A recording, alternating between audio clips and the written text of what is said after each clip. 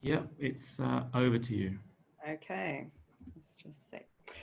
Right, so welcome everybody. Thank you all for making it for my session at 10. Today what I'm going to do is share one of the stories of how we implemented social media into our healthcare business. And what I'm hoping you'll get out of by the end of the session is it's less about tactics and more about opportunities to open conversations with your audiences.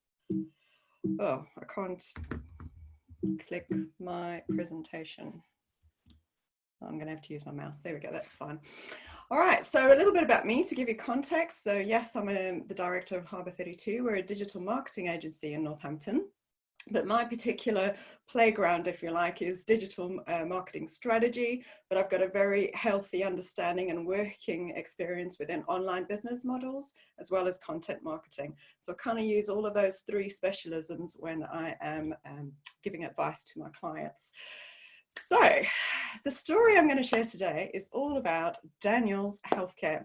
Now, if you work in healthcare, in a hospital, you'll more than likely know Daniel's as ShopsGuard. So they make the shops containers that get used in about 70 to 75% of hospitals across the UK. So they are the leading shops and clinical waste container solutions for the NHS supply chain and healthcare sector. But the bit that I get interested in is who are their main target audiences. So it's hospitals, GPs, councils, clinical waste industry, all across the UK and Ireland and Europe, because they've been bought by Melzer now. So the story with Daniels begins round about the end of 2011. So at that time, if you can cast your mind back, social media was born as we know it round about 2002 to 2004. So by the time it got to 2011, businesses were starting to pay attention, right? They started to see that there was a different way to communicate with the audiences and market themselves. So Daniels cottoned on to this and thought, gosh, if we don't pay attention, we're going to be left behind the way the business world is moving in terms of how they communicate and engage with their customers. What was also becoming clear is that it was impacting people's everyday lives. So how people were digesting information and interacting. And for Daniels, that meant especially how their customers were using it. So by 2012, the then commercial director, Eric Lanyon, who then went on to be the managing director, decided, you know what, I think we need to put some research into this. We need to talk to some social media specialists, and we need to really work out what is this all about? What is social media all about? But then how do we actually implement that into our business so that we can better engage and enhance our communication with our customers? So enter Shelley. So my challenge coming in, and to be honest, this isn't unique to Daniels or to healthcare companies, and at that time it was more heightened, is that we had to overcome a few limitations. So one, it's staff's misconceptions around social media. So you know that element of, oh no, social media is for my children, they use social media, or businesses aren't using it, it's just for personal. We had to kind of overcome some of those misconceptions about the channel. We also had to deal with the very real limiting beliefs around technology. So whether the staff know actually how to use the apps on the phone, how to just do simple things like take a photo, then upload it and actually write the content in order to get it out. They really were worried that it was more complicated than it was. Then I had a little bit of a balancing act to have between what the board or senior management, and this goes for any company, what they see as meaningful management and what actually the implementation team see as meaningful measurement, because you actually need to have metrics that are helpful on both levels. So I had to balance those two.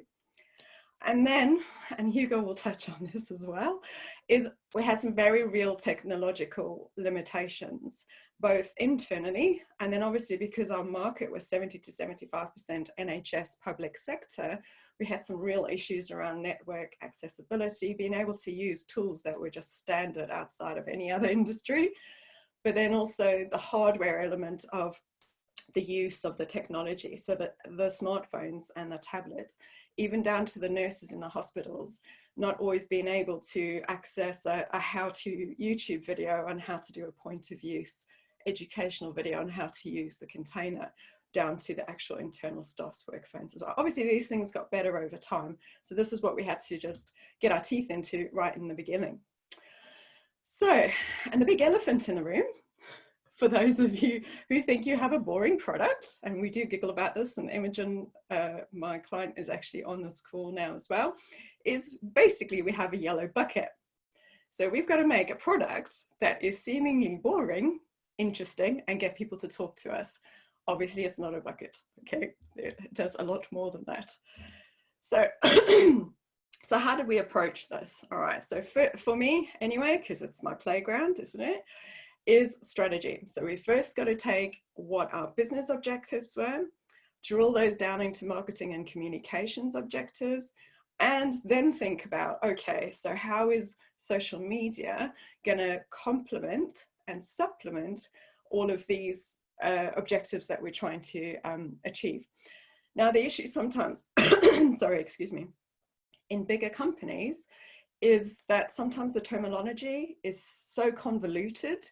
The people on the ground are going, you want us to achieve what now?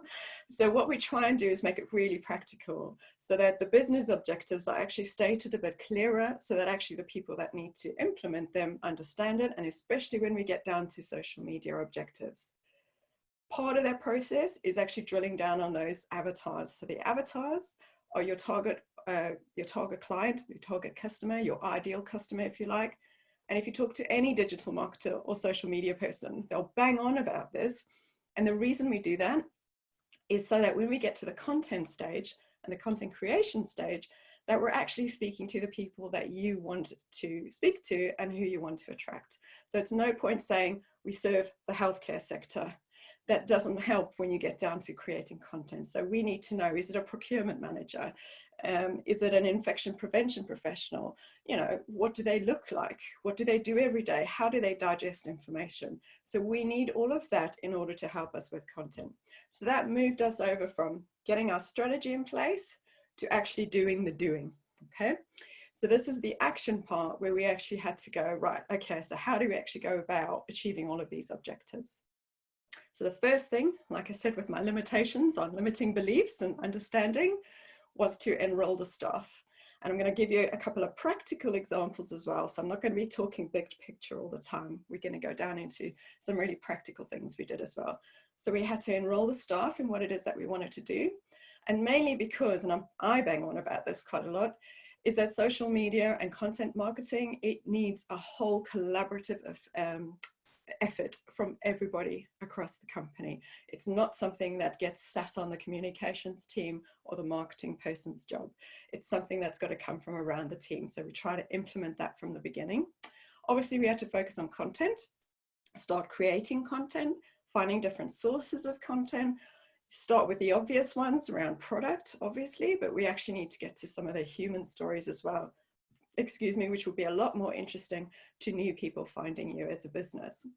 And then our third one, and you're going to laugh when I actually show you some of the things we had to do to grow our following, is everybody needs to grow their online following, right? But it's key to grow that following in a way that is sustainable long-term. And it's actually not about numbers, it's about quality. But we had a two-prong attack because we actually had to educate people first about social media before we could actually grow them on a following. So I'm going to show you how we did that. And then obviously doing the strategy, implementing, you've actually got to make sure what you're doing is working, right? So we have a review stage where and this happens constantly throughout the year anyway, is where you evaluate what you're doing. So social media is very, how do you say, experimental, right? So experimental and experiential, right? So you only know what you know until you put it out there, and then you need to get feedback, and that's when you tweak and then you come back with something better, or you start dropping the stuff that doesn't get any attention at all. Otherwise, that's a waste of time and effort. So that's what we try and do consistently anyway throughout our social media content creation and our journey. Tracking meaningful success, is also very important. And the reason I put meaningful on is because social media is like shifting sand, it's like quicksand. Things change all the time. However, if you find meaningful measurements that actually stand the test of time, for me, that's more important to watch. Not the number of likes, not the number of percentages of tiny shifts from here to there. It's momentum that I want. That's what I want to be focusing on. So those two elements of tracking your meaningful success and momentum works together. And why I say momentum is because social media is not a short-term strategy, right? Social media is for the long haul. So everything you're doing is layers and everything is moving you almost like a big wave in the ocean towards something. The key thing is to make sure it's the right momentum going in the right direction. So where on earth do you begin? Obviously, you have amazing people to work with. So I will say I have amazing people in-house at Daniels. Tip off to my clients who are amazing. So my first step is to find the Fizz Bombs. Okay, so I call these guys the Fizz Bombs because they're the guys, you know, when you get the candy when you're a kid that has the sherbet on and you pop it in water and it fizzes, right? That's where I came up with the Fizz Bombs. We need the people that are already excited about social media within the organization. So we try and identify people across the organization. So it might be in senior management, in sales, marketing, customer support, accounts, finance, you name it. Find people that are your Fizz Bombs who already get it and they're happy to kind of help you almost be internal ambassadors, because actually their colleagues are more likely to listen to them than they are to listen to a manager who just tells them to do something. Hopefully they will do, but actually they'll listen better and probably do it if a colleague goes, oh, come on, man, I'll just show you how to do it. Let's get on with it. Those Fizz Bombs are really crucial in the early days. What we then did is we found these Fizz Bombs, but what we also tried to do was explain to the staff the perspective and context of why we were wanting to do what we wanted to do. And how I did this was to just get in on sales meetings. So in 2012, I went in on, I think it was 3 sales meetings. And what we did is we staged the education over those meetings. So how I actually gave perspective ultimately was I talked about the invention of the automobile, electricity, the internet, the first tablet, and all of those kinds of things that have become integral to our lives. And then I go, and social media. And they're like, oh, okay, so this isn't a passing thing. This is going to become part of normal life. I best actually crack on and change my mindset about how I think about things. And I think that actually really helped, because then they were more able to actually ask for help when it got to the technical issues as well. What we also did is some really practical examples to help with that technical bit. We showed them what good content actually looks like, so that, because in their perception, everybody was tweeting cat pictures and Marmite sandwiches, right? So we had to show them that that's not what, and physically screenshots and show them that that's not what was going on, but look what you could do. And as a result, they really understood how building those relationships on social media in between their in-person appointments with clients, they understood that actually this wasn't a bad thing, because sometimes they all got introduced into other people they would never have gotten introduced to. And actually, obviously that wins a salesperson over, doesn't it? Right, then we needed to have a little look at our audiences. So we had to, my advice is always choose one really good platform where you can go all out and get it right, and then think of what the next one's going to be. It's incredibly hard, especially for small businesses and even for big businesses, to focus on too many things at once. So we decided on Twitter because their biggest audience was infection prevention professionals. And that community was already tinkering with Twitter already. And there's a lot of events around infection prevention as well. So Twitter worked really quickly. And also it was a simple one to kind of pick up and get going with from an internal perspective as well. What we also needed to do, so we'd chosen our channel. What we needed to do was then think of how do we catch their eye and invite people to follow us, and then also to converse with us. And now that we had a plan, we needed to commit and we needed to go big, and go big they did. So what I've done is I've chunked up our timeline a little bit, and this is easy to do in hindsight, but at the time you don't always know, how things are panning out. So I've chunked this into 2 years. So in the first 2 years of 2012 to 2014, we spent loads of time educating, training, and enrolling people. Okay, so this lovely lady is Dee Ward, and anybody who knows Daniels knows Dia Daniels. And she was the marketing manager and customer support manager over this period. And she really, at first, she also asked loads of challenging questions, but once she got it, she got it. She's like, right, we need to do this. And she really took it on board and was an incredible internal ambassador for social media, and particularly Twitter. So what we did is found those Fizz Bombs. We trained the sales team so that they could understand how to use LinkedIn and Twitter. Dee held these internal Twitter league tables, and I kid you not, it was like a board like Hugo's got behind him in his office, with all the guys, and they got color coded on how they were doing on their Twitter league tables, and salespeople are really competitive, so that worked really well. And then she also got in the car and she drove and she went on road shows and study days, and she pitched up with her presentation and she explained what social media was about and what Twitter was about, because people just didn't get it. So we actually needed to tell them about it to get them on it in order for them to follow us, in order to talk to us. So that's why I said growing the audience was a bit of a challenge at this time. What we also decided to do to help that was to introduce a mascot to soften the invite for social media content sharing. So this is one of the practical examples for you. So this is Danny Bear, obviously a play on Daniel's. So Danny Bear's job was to be cute, to fit in a pocket so that he could go to any infection prevention events, and he's just highly tweetable, right? So we ran lots of competitions, and at conferences we did loads of things. We did Danny Bear adventures, and it worked because people were like, oh, now can you see there's a little card that he comes with, Danny Bear, and those were instructions on how to use him and how to tweet him. So you can see the dog was very impressed. So basically we gave him a little invite going like, this is Danny Bear, make sure you follow us, tweet a picture of what Danny Bear gets up to and use this hashtag. And that's how we kind of got people to start following us on Twitter and having conversations. Sounds silly, but it worked so well, and especially for these 2 years. And what they also did is every year, for those of you who are in healthcare and infection prevention will know there's a massive IPS conference once a year, and that's Imogen, and she's literally showing people how to sign up to Twitter. They literally had tables of iPads and they helped people create their Twitter accounts so that we could get people on Twitter, and we actually showed them on tweet walls what tweets looked like so people could understand how it actually works, and then people were a bit more engaged. So that really worked well in those first 2 years to get people going. Danny Bear's still around. I still have him hanging around in my room as well.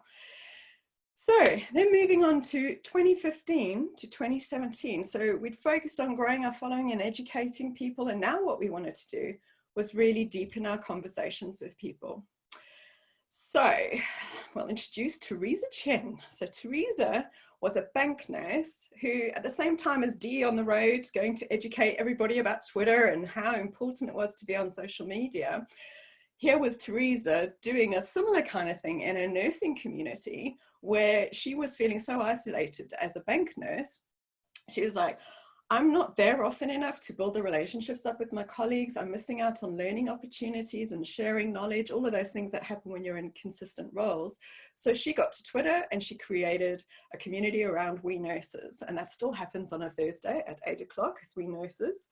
And then she was building up such a following and such an amazing community around this Twitter. There were hashtags for paramedics, doctors, you name it. It all ended up splicing up into all of these different communities. But We Nurses still runs on a Thursday at 8 o'clock if you ever want to check that out as well. So what Daniels did in this time is it got together with Teresa and was like, what can we do? We've both got this value of wanting to bring everyone closer to social media and communicating.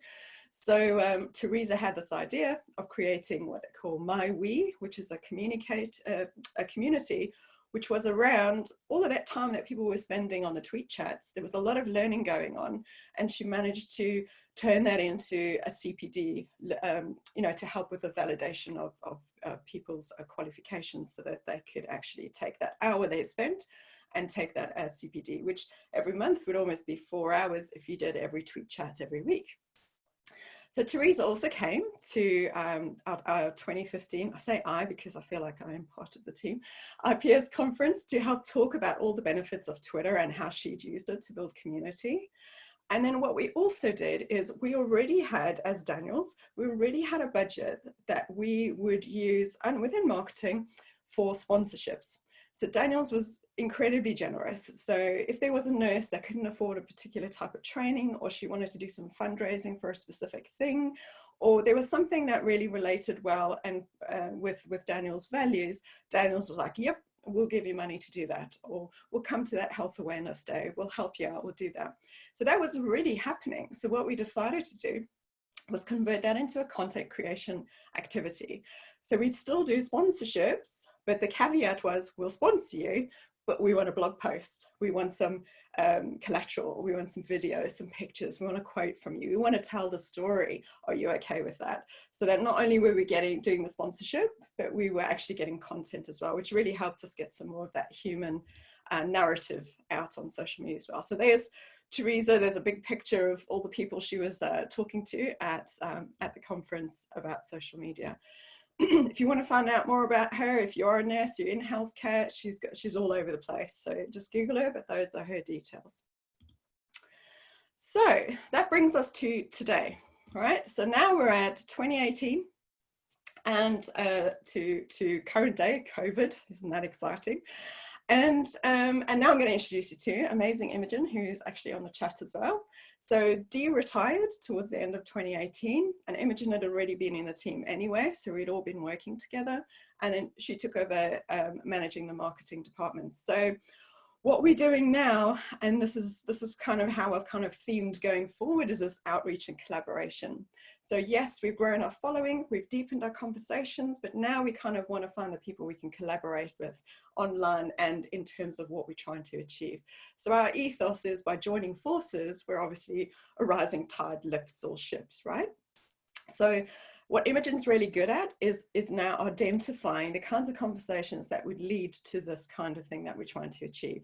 So for example, an example is when Glove Awareness Week was going on, she worked with the Royal College of Nursing and University Hospitals Birmingham to incorporate some glove messaging into our Danny Center product. So anybody who works in a hospital knows what a Danny Center is.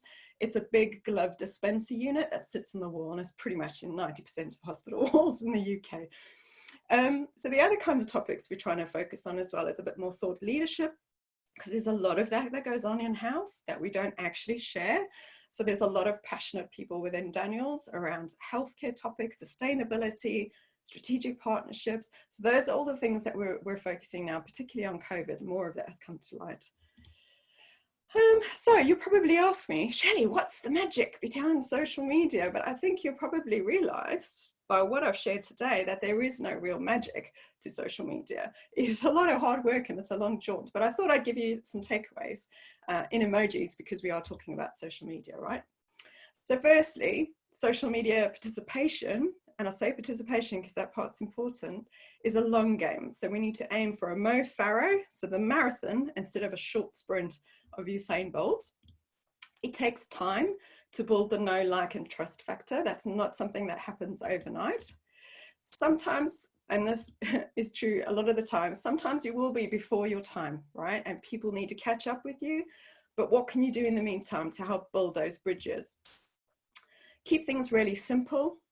Focus on who are you trying to talk to, because brands don't buy, people do. Even when you're in big business, that is still true. And also, there's always a story to tell, even if you think you have a boring product. And that's it. Thank you very much for listening, everybody. I don't know if anybody's got any questions, but I'm more than happy to take any. It was brilliant, Shelley. Really, your passion there really came through, and that was a great story. I get really excited. You were small on my screen, so that was contained. That's excitement. We'll keep an eye on the chat. One thing I was just going to say, you talked about it at the start there, about the metrics. Yes. Are there any specific metrics then now, looking back, that were key to use and measure against the success of that ongoing campaign? In the beginning, there was, well, in the beginning, obviously, we're trying to grow the following, right? So we wanted a steady growth that was happening across the platform. So growth is always, numbers is always important, but quality more so. The content, I think it's around like what's actually reaching people, because you're so incumbent on the platform, aren't you, in terms of algorithms. So it was just trying to find the kind of topics that would work and then putting those out and trying those out. So it's trying to look at the engagement rates potentially. But from management's perspective, I mean, senior metrics, it was like count numbers. And us as a team were always like, but actually we want to know how long people have watched videos for. So it was more the length of time people were engaging with the content. And one of your examples there was around Teresa and how she set up like her own hashtags. Are there other people like that since that campaign? Do they keep doing it themselves and build that momentum themselves and coming forward and creating their own? So I think I probably have to refer to Imogen at some point about this, because she's still friendly with Teresa. Because I think what also happened is it got so massive and so big. So We Nurses itself has almost 100,000 followers, the Twitter account. Then each of the communities that she'd created, they almost became Twitter accounts on their own. So like We GPs and We Student Nurses and those kinds of things. So they almost have all got their own followings, but they like silly numbers, 20,000, 30,000 followers. I say silly numbers, but that's not Kim Kardashian numbers, but normal people. Healthcare. Brilliant. Yeah. But also in other industries as well. I mean, farming, there's a massive Twitter online thing for farming and agriculture that's like really interesting as well. So yeah, there's a lot of niche things that if people are into it, then they are into it. Also, if you think about, it's a similar situation with the farmers that eventually became so big. I can't even remember the Twitter hashtag right now, but because the farmers are so isolated, so there was a kind of a similar thing of trying to build community. I think if you can find what that community is and what the draw is, I think that helps much more. Yeah. Well, there's no other questions at the moment. If anyone wants to ask Shelley anything, we'll share Shelley's details after on Twitter, anything like that, and we'll be emailing out all the presentations probably next week. But really appreciate the time and effort you put into creating that, Shelley. That was really interesting for us. No problem. Right, I'm going to stop recording that now.